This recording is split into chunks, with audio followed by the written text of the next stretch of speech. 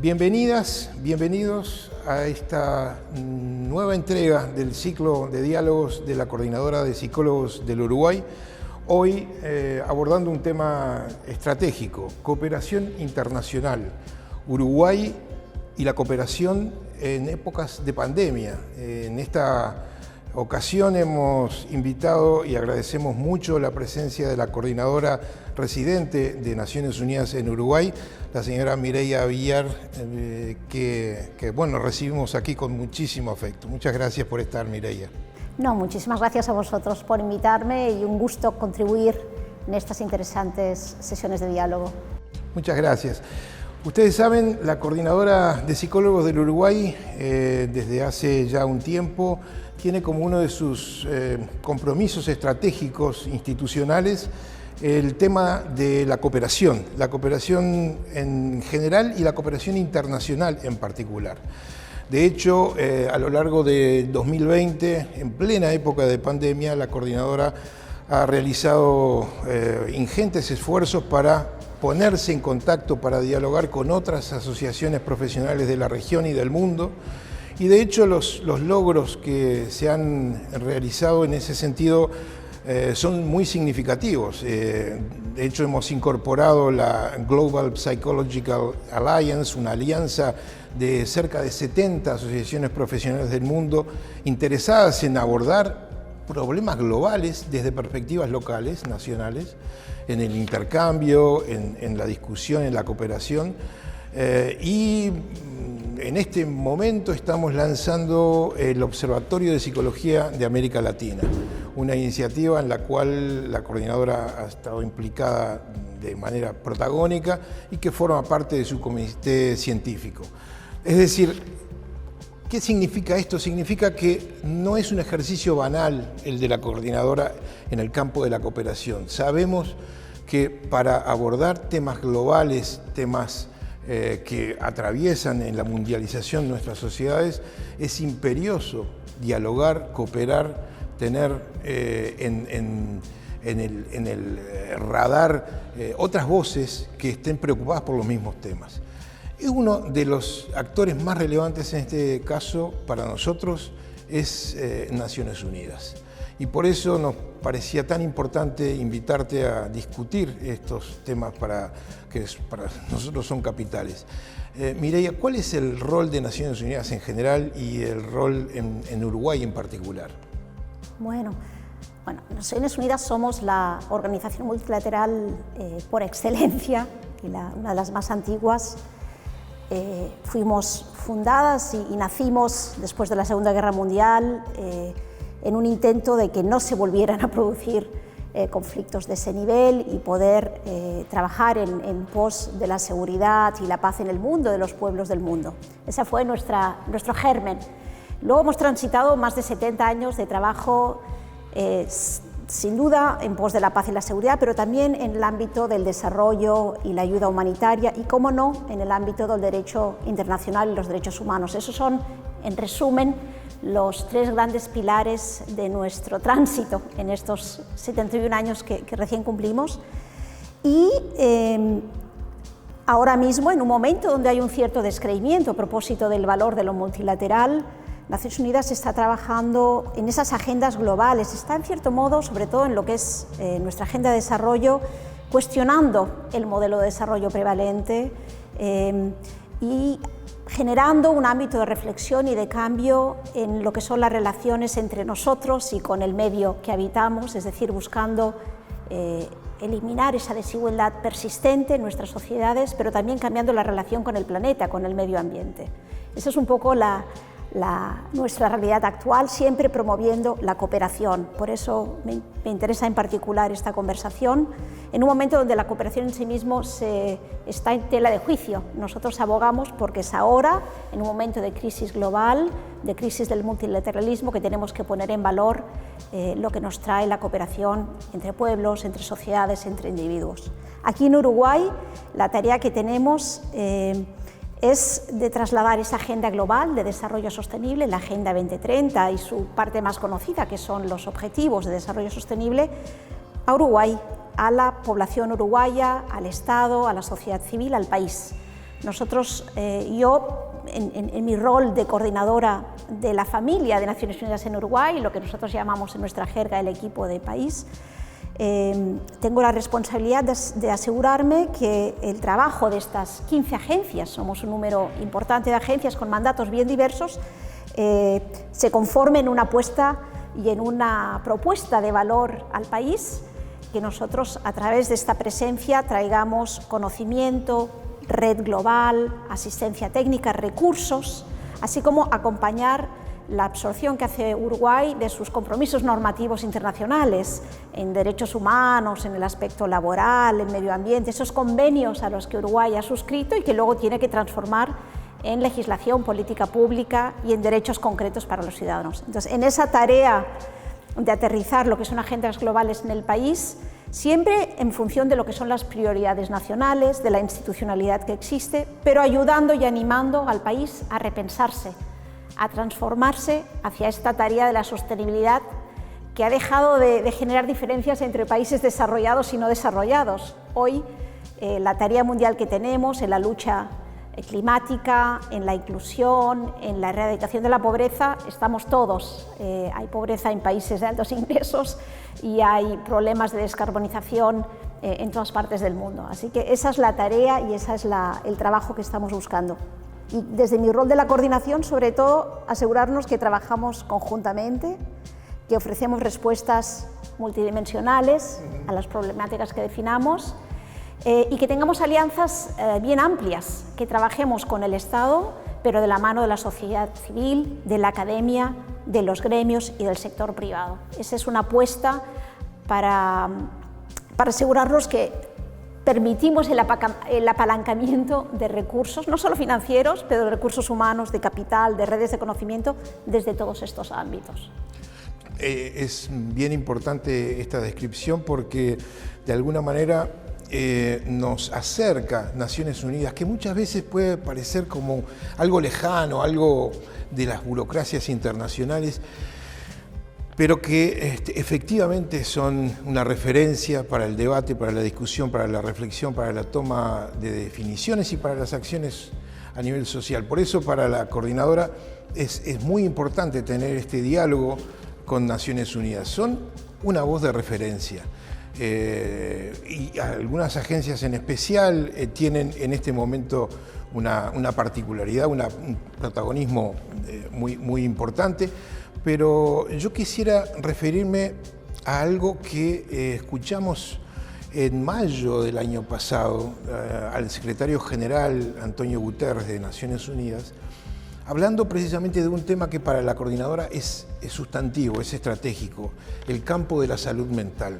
Decía Guterres en mayo del año pasado que la salud mental era un capital indispensable a cuidar, un valor a preservar y algo que estaba siendo absolutamente atacado, puesto en jaque por una pandemia global que tiene impacto a nivel de vida cotidiana, a nivel de organizaciones. La salud mental está en el foco de la cosa. Y decía Guterres, el secretario general, que era un componente esencial de la condición humana. Y hacía un llamamiento a los gobiernos, hacía un llamamiento a los estados a involucrarse de manera decidida para atacar, para colaborar en la comprensión y en la superación de los efectos negativos que la pandemia tiene en nuestros pueblos. Un año ha pasado del comienzo de esta situación. Ustedes desde Naciones Unidas ven con mayor preocupación cómo ha sido la evolución de esta pandemia en el campo de la salud mental. ¿Cómo visualizan las respuestas de los gobiernos y de las sociedades civiles al llamamiento del secretario general Guterres en este sentido? Sí, y tal vez enmarcar mi respuesta en el marco de una región que hoy por hoy tiene la mitad de las víctimas, tanto en contagios como en fallecimientos, de lo que ha sido esta crisis global que ha afectado a todos los continentes del mundo, pero donde esta región en particular hemos tenido una carga de sufrimiento, creo, inmenso. Porque sin duda esta crisis global del COVID lo que ha hecho es ha profundizado las desigualdades que ya existían y ha puesto sobre la mesa y nos ha puesto delante del espejo en relación al grado de exclusión que muchas personas sufren. Muchas personas con problemas de discapacidad o con discapacidad, con condiciones de discapacidad, y en particular muchas personas con problemas de salud mental. Sabemos que han salido particularmente mal de este año ya de sufrimiento. Y no solo porque hemos visibilizado más esta fragilidad con la que conviven las personas que tienen problemas de salud mental, sino porque se ha exacerbado el problema. La exclusión, el aislamiento que hemos querido poner como medida de protección a la dispersión de este virus, las dificultades de acceso a las medidas de prevención, que para muchas personas es casi automático, pero para muchas otras no, con dificultades intelectuales o de otro tipo, la incapacidad o el menor acceso a servicios de salud o a los tratamientos regulares a los que uno necesita tener acceso, la presión que se ha generado entre el trabajo no remunerado y los servicios de cuidado, que se han visto presionados y ha significado en muchos casos tener a personas desatendidas, las dificultades mismas de la organización en instituciones y los temas de violencia, de los que muy a menudo las víctimas han acabado siendo las personas con problemas de salud mental. Así que no hay duda alguna que aquellos que sufren de problemas de salud mental hoy por hoy han sufrido y han vivido esta crisis en muy peores condiciones que el resto de los conciudadanos. Nosotros decimos a menudo que no nos damos cuenta del grado y la extensión de los problemas de salud mental y que de hecho cualquiera persona en algún momento de su vida va a sufrir problemas de salud mental. Bueno, la pandemia ha sido ese momento para mucha gente. O sea, la vida se ha vuelto más difícil para las personas con problemas de salud mental, pero también más personas que estaban en el borde o que tenían condicionantes que podían acercarlos a tener este tipo de problemática, y así han descubierto y han vivido lo que es vivir y convivir con problemas de salud mental. Y la respuesta de los estados ha sido muy proporcional a la medida en que estos países ya hubiesen, previo a la pandemia, interiorizado su institucionalidad, su interinstitucionalidad y su política pública de prioridades hacia la protección y la atención a las personas con problemas de salud mental. Es decir, no hay magia, no porque venga una pandemia uno está mejor. Lo que sí hemos visto, y esto son un comentario muy general, es que aquellos estados, aquellos países que habían hecho el tránsito a un nuevo paradigma de la atención de las personas con problemas de salud mental, aquellos que habían transitado de la mirada estrictamente médica a entender esto como una problemática social, multidimensional, con condicionantes de distinto tipo, creo que han estado mejor equipados para pensar que los dispositivos que han puesto en marcha tenían que ubicar a esas personas en el centro. Esa ha sido tal vez la gran... Y los que no lo tenían han puesto en marcha los procesos y los mecanismos de recuperación, tanto en los temas de salud como en temas socioeconómicos que han podido, y en muchos casos a expensas de la situación particular de estas poblaciones. Cuando nosotros, y eso es un poco a lo que aludía el secretario general cuando hizo este llamado, y él también emitió un documento de políticas más ampliamente alrededor del tema de la discapacidad, no solo del tema de salud mental, pero cuando nosotros pensamos cómo sería una respuesta virtuosa, qué menú de mecanismos de respuesta, de programas, de apoyos tendría que poner en marcha un gobierno, un Estado en este caso, para ser realmente un proceso virtuoso en relación a las necesidades particulares de estos grupos, nos imaginamos mecanismos que tengan en cuenta, primero, un objetivo muy claro, que se planteen como objetivo la no discriminación. Si no partimos de mecanismos que apuesten por la no discriminación desde el momento de salida, estos temas van a quedar en el olvido.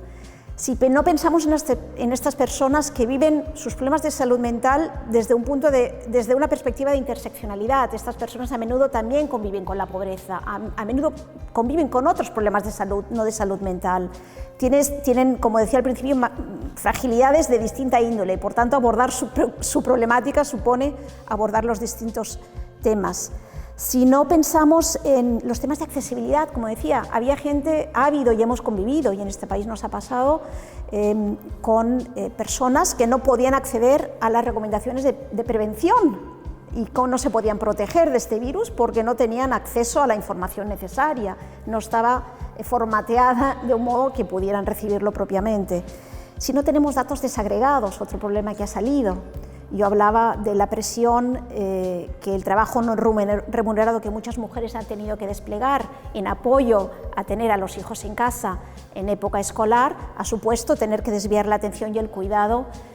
Hemos medido eso, hemos medido cuál es el impacto en el mercado laboral, hemos medido el impacto en la falta de cuidado que se podía ofrecer y a qué categorías de personas. En fin, toda esa información hay que tenerla para poder diseñar programas y medidas que atiendan a sus necesidades y sobre todo, y así me gusta destacar porque creo es donde en general hemos visto que los países cojean más, es en la capacidad de tener la voz, la perspectiva y la participación de las personas con problemas de salud mental en el diseño y en la toma de decisiones y luego la rendición de cuentas. Esto nos cuesta generar espacios para dialogar, para sugerir, para ofrecer esa perspectiva que si no es una persona con esa condición es o sus familiares o los usuarios de los servicios de salud o de atención o de protección que los estados ofrezcan. Así que los países que ya habían hecho los deberes o que estaban inmersos en procesos de transformación hacia un nuevo paradigma, creo que han pensado en la recuperación económica y han podido pensar en esos grupos de un modo mucho más focalizado. Los demás, lamentablemente, se les ha caído por el camino.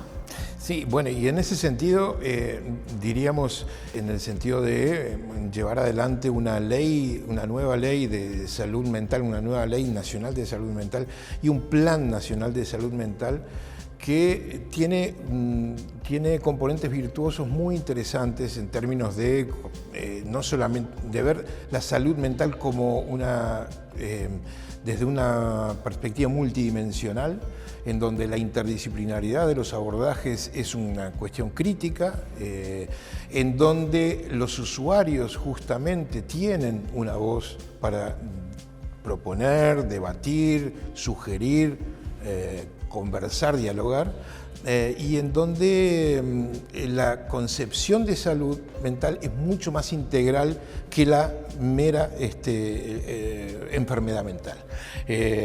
Cuando hablamos de los Objetivos de Desarrollo Sostenible que tú mencionabas, que acá nos acompañan algunos de ellos, el 3 de Salud y Bienestar, tiene esa concepción integral de salud, en donde no solamente es una salud física o es una salud mental que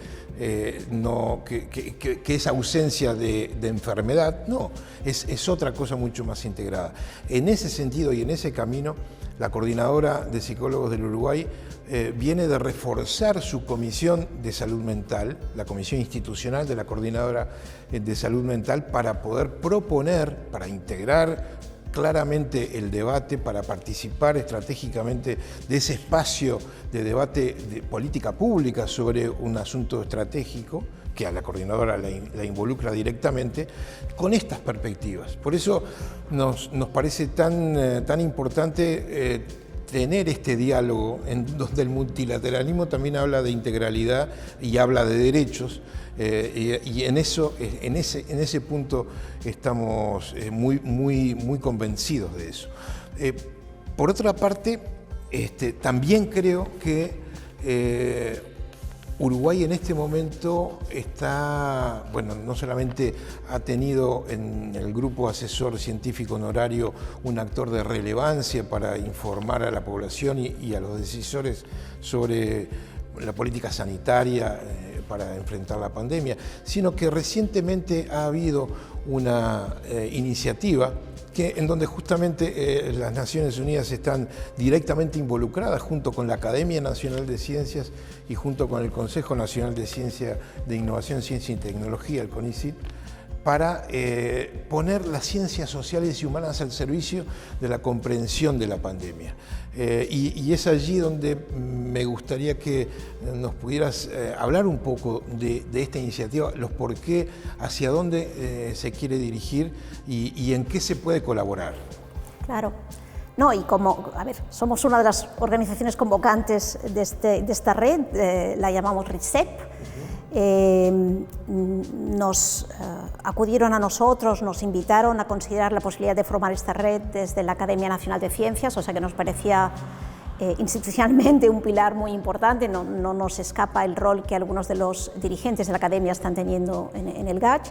Y ya veníamos también en diálogo con ISIT en otras agendas más institucionales de tecnología e investigación.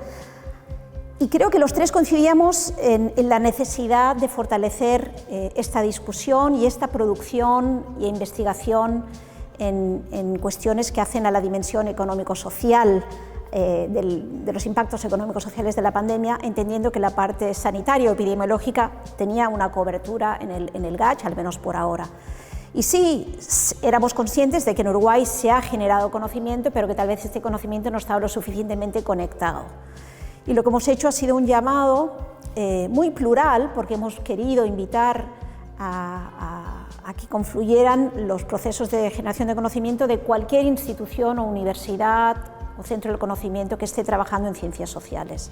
Así que con mucho orgullo decimos, estamos haciendo los primeros pasos de este proceso, pero la invitación que hemos hecho ha sido recibida al 100% con interés. Todas las instituciones quieren compartir el trabajo que están produciendo, quieren conocer el trabajo que se está produciendo en las otras instituciones, y desde la RISEP hemos creado unos grupos de trabajo. Unos van a abordar precisamente los temas que hacen a las poblaciones más afectadas, más vulnerables, en esa lógica de no dejar a nadie atrás. Hay un segundo grupo que va a trabajar los temas de cómo nos imaginamos la recuperación económica en una clave de sostenibilidad e inclusión, y una tercera que hace sobre todo a los aspectos del mercado laboral y de la pequeña empresa, que ha sido uno de los sectores económicos más afectados. Entonces, lo que queremos es poner en valor, visibilizar y conectar el conocimiento que ya se está generando y curarlo para que pueda ser presentado a la sociedad en general, pero sobre todo a los decisores de política pública. Y sin duda alguna, y ahí retomando un poco con el trabajo de la coordinadora, nos parecía importante que en cualquiera de estos aspectos, pero posiblemente en el primero y en el tercero, que habla de trabajo y de poblaciones vulnerables, poder incluir esa dimensión desde el mundo de la psicología, de la salud mental, del trabajo social. Varios de los referentes académicos que están en nuestros grupos de coordinación vienen de este mundo. Así que la idea es poder insumir también esa perspectiva. Y como decía antes, si nosotros generamos análisis, pero ese análisis no tiene los datos desagregados que nos permiten entender la situación particular de grupos con problemas de salud mental o discapacidad en general, si nosotros no podemos ponernos la lente de la persona y su contexto familiar, no tendremos soluciones que den respuesta a esta mirada más multidimensional de la que hablábamos. Así que esa es la ambición de la RISEP, es conectar, poner en valor y transmitir a los hacedores de política pública una lectura de la realidad desde las distintas universidades y centros del conocimiento del Uruguay. Hay mucho conocimiento, lo que estamos haciendo es tal vez empaquetándolo y poniéndolo a disposición de un modo un poquito más organizado, pensando en cuáles son las problemáticas que afectan al Uruguay hoy, en el 2021, ¿no? En un proceso de recuperación muy lenta de la economía y habiendo visibilizado problemas concretos en grupos vulnerables. Claro, no, excelente iniciativa que felicitamos desde aquí, absolutamente, y que una vez más coloca la importancia, en primer plano, la importancia del conocimiento científico, la importancia de la cooperación, la importancia de pensar en clave de derechos, la importancia de la ética en la investigación. Son dimensiones que para nosotros son claves en nuestro accionar institucional cotidiano y que, bueno, que nos alegra mucho tener este tipo de diálogo y estos interlocutores con los que caminar juntos. Muchas gracias, Mireia, por estos minutos. Seguramente nuestra audiencia en la coordinadora y más allá de la coordinadora aprecia estos comentarios y estas reflexiones que son totalmente inspiradoras. Muchas gracias, Mireia. Nada. Pongo a disposición, me tomo el atrevimiento, creo que tengo el permiso de ellos, a las agencias del Sistema de Naciones Unidas. Como decía al principio, somos un grupo amplio, tocamos todas las teclas del desarrollo y lo importante es que ellos puedan estar a disposición de los actores nacionales, tanto en sociedad civil como en el Estado, como en el sector privado, y ayudar a construir soluciones a temas que no son fáciles y en que muchos casos Uruguay tiene mucho recorrido, pero que también está aún en proceso de transformación. Así que nos ponemos a disposición y a la orden en lo que necesiten. Muchísimas gracias desde ya en nombre de todo el colectivo. Muchas gracias y bueno, buen año y buena gestión. Gracias, Luis.